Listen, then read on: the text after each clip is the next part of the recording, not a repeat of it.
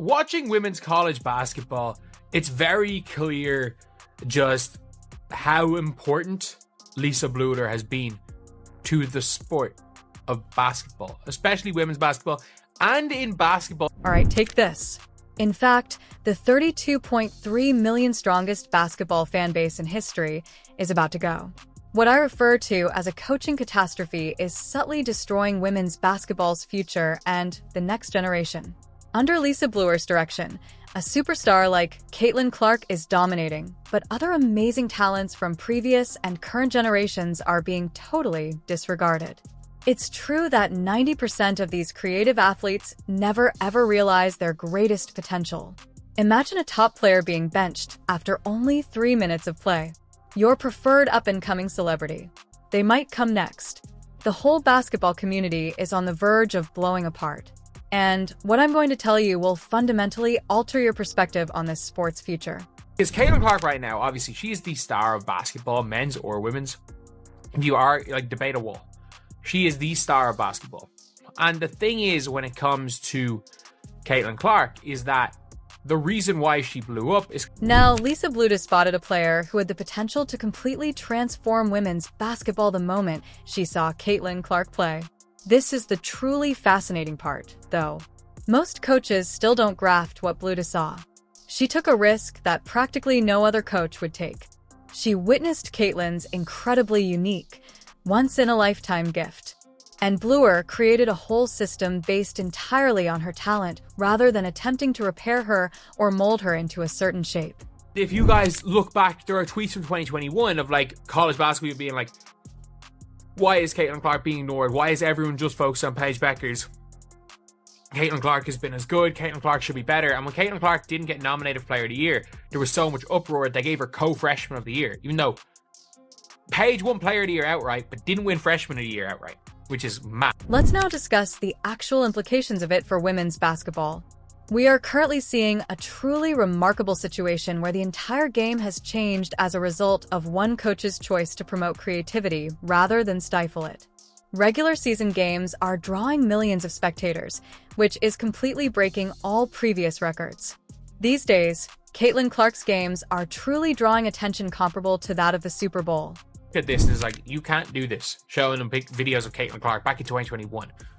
The difference is that obviously the better they got, the more fans she got, and she became arguably one of the biggest stars in sports. However, this is where the narrative takes a more sinister and, to be honest, unsaid turn.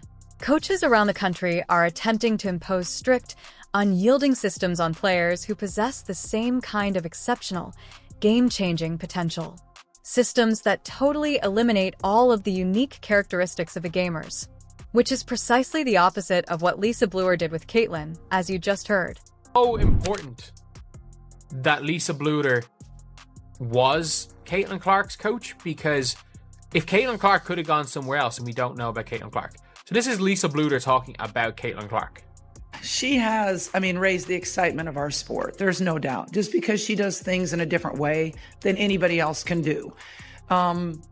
Plus, she has all the intangibles. She's a great student. She's a great role model. She does everything. She loves being... All right, let's discuss Malaysia Fulway in South Carolina.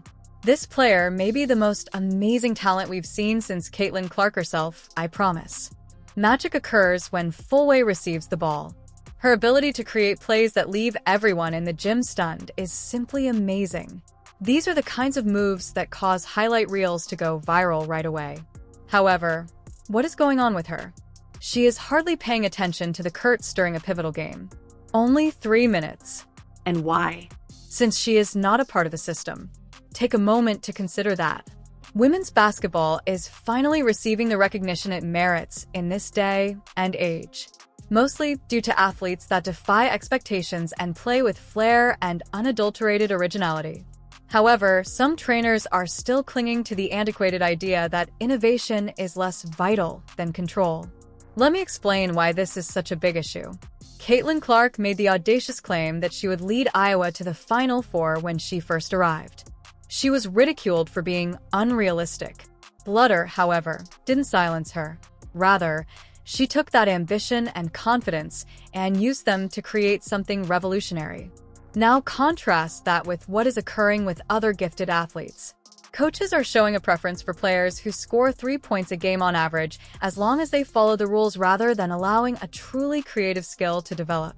It would be equivalent to having a Ferrari and insisting on driving it like a minivan just because the driver's manual says so. The really scary portion comes next. There are more than 1 or 2 players involved. At a time when women's basketball is finally receiving the prominence it deserves, this systematic problem threatens to ruin the entire future of the sport. We're at a pivotal juncture where the sport had the choice to either embrace its distinctive qualities or return to the safe, dependable patterns that had kept it hidden for so long. Consider Caitlin Clark's appearance under a different instructor if she had chosen to play with someone who persisted on teaching her the proper technique. Those logo threes, no-look passes, and jaw-dropping moments that captivate players may have seemed unimaginable to us. She may have been reduced to becoming simply another spot-up shooter instead. Her unique skills are hidden beneath layers of appropriate basketball. I suppose that's precisely what's going on with players like Fulway at the moment. She performs things on the court that leave you saying, wow.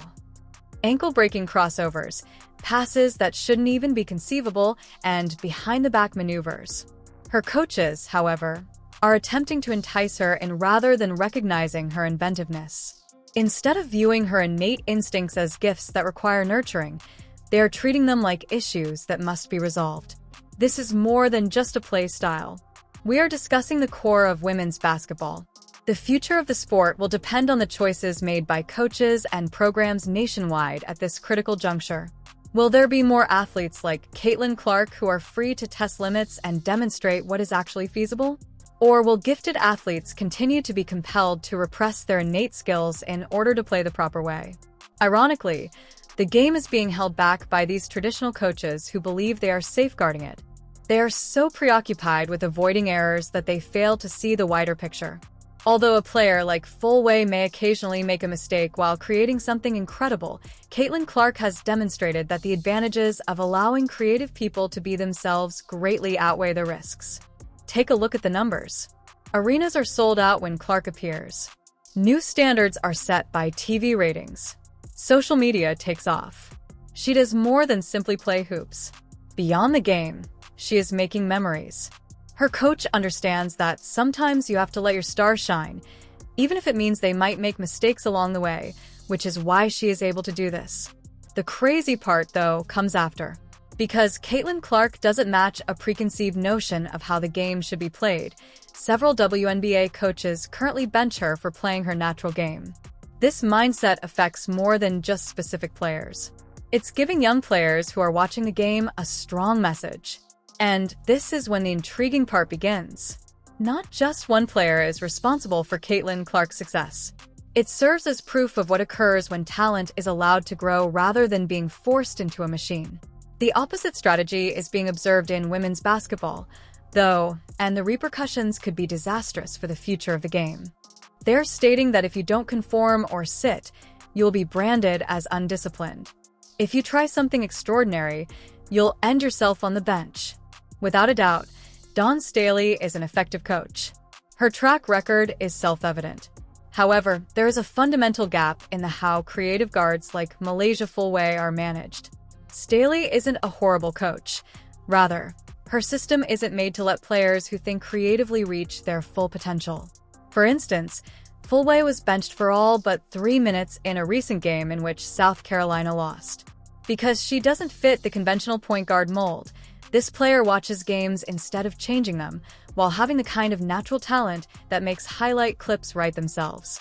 The resemblance to Caitlin Clark is uncanny. We might never have seen what Clark could have accomplished if she had found herself in a comparable setting. It's possible that she was just another player attempting to conform to someone else's vision of how basketball should be played, rather than becoming the face of basketball, not just women's basketball, but basketball in general. Players like Clark and Fulway are being urged to tone it down, to play it safe, to suit the system, which is the true threat facing women's basketball at the moment. The sport loses some of its craziness every time one of these guys is benched for attempting something amazing. Let's look at what makes players like Fulway and Clark so unique. They are artists as well as athletes. Clark is expressing what is possible in basketball as she pulls up from the logo, not simply making a shot. Fullway is demonstrating a new way for us to observe the game when she throws a behind-the-back pass amid traffic. Too many coaches, however, see these bursts of brilliance as threats to be avoided rather than as gifts to be nurtured. They are willing to forego the extraordinary because they are so focused on minimizing mistakes. It would be equivalent to teaching Van Gogh that painting houses is safer than creating masterpieces. When Caitlin Clark performs, people do more than just observe. They saturate social media and stadiums. The figures are honest. They share what they saw with their buddies. Additionally, because she plays women's basketball her way rather than safe, she is drawing in new fans.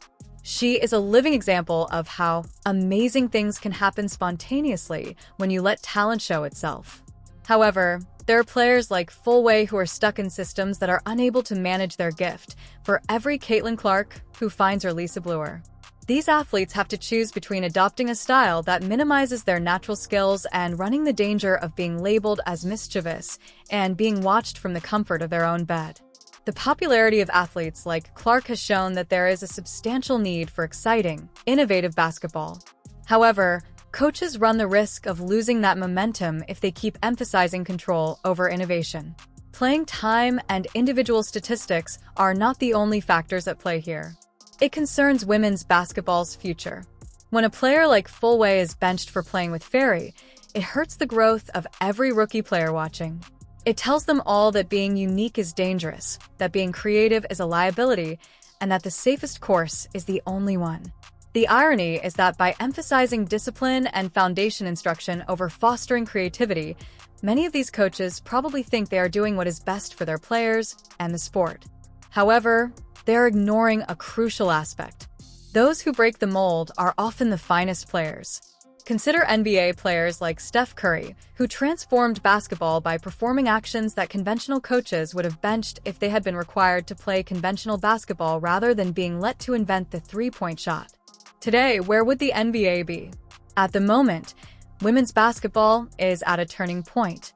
The answer is straightforward, but coaches must have the guts to appreciate each player's individuality rather than attempting to fit them all into the same scheme. Since those dramatic moments are what draw viewers, it entails admitting that occasionally a spectacular failure is preferable to a safe triumph. Women's basketball has never been more well-liked, thrilling, or significant because Lisa Bluder saw that Caitlin Clark had a special set of skills and, instead of attempting to alter her, modified her system to make the most of them.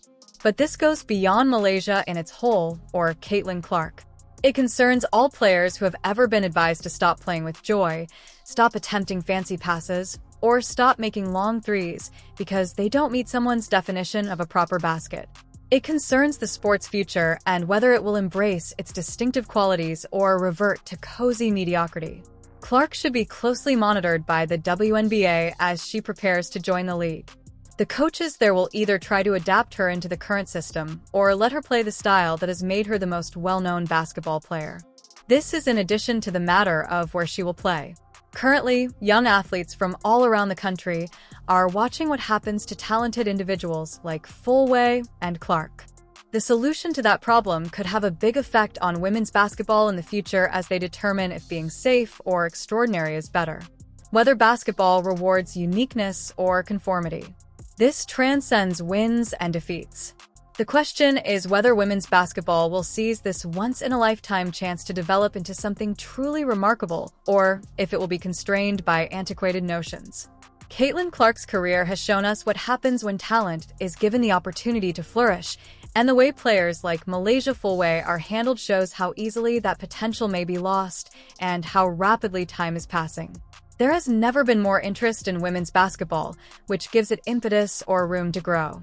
However, seizing this chance requires the courage to accept players for who they are. To recognize that sometimes the most beautiful basketball doesn't look like what the coaching manual says, and to reward innovation above conformity. Women's basketball's future is questionable. The response to that query will have an impact on basketball for many years to come. Lisa Bluder's actions with Caitlin Clark went beyond simple coaching. It served as a model for women's basketball's future. It remains to be seen if other coaches will have the guts and discernment to adopt that strategy, or if they will stick to painting by numbers while masterpieces rest on their bench. Will there be more athletes like Caitlin Clark's who push the boundaries of what we think is feasible on a basketball court? Or will we keep witnessing the suppression of artistic abilities in favor of secure, predictable